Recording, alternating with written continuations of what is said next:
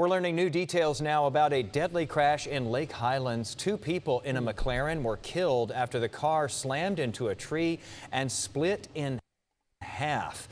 Holy These cars, these McLarens and all these are made for the track where it's safe. These cars are not meant to protect anybody in an accident, really. Not that like that. Oh, that Honda was safer than this. I'd rather be in a Honda than this. This is crazy. RIP to them and their family, man. Kevin Reese has spent all day following this story today. Kevin, what do you know right now? Well, we've been trying to get answers on this horrific crash today. We have some of them, we'll admit that, but investigators are still trying to figure out why this happened and who is largely to blame for what happened yesterday. At the accident scene today, this is the scene. Someone has left several candles at the base of one of the trees that the vehicles ran into, and neighbors drew our attention to that, a substantial dip in the middle of the 8800 block of Abrams, a dip that could have been a factor in vehicles losing control at such a high rate of speed. The crash Monday afternoon was brutal. We have blurred some of the images out of caution. The southbound McLaren. Holy They probably marking out the blood or body part. They probably was dead before they even hit the tree. The back came out with an engine at, right? The back is with an engine at, I think. Oh man, it just grab your eyes and just look at the destruction. This is nature. They hit nature, and that tree gonna stand there for another 1,000 years probably. Oh.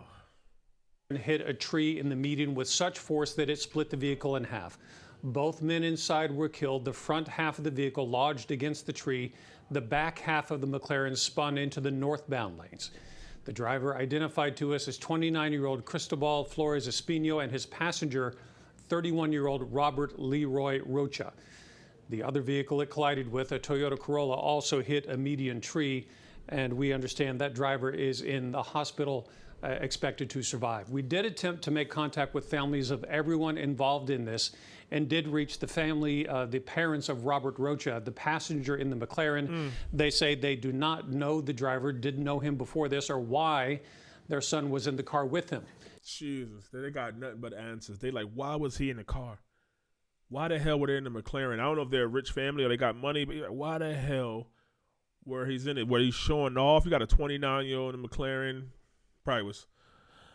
Oh, you don't want to speculate, but he going so fast. Probably thought the road was clear and they had that dip and price. Oh, man.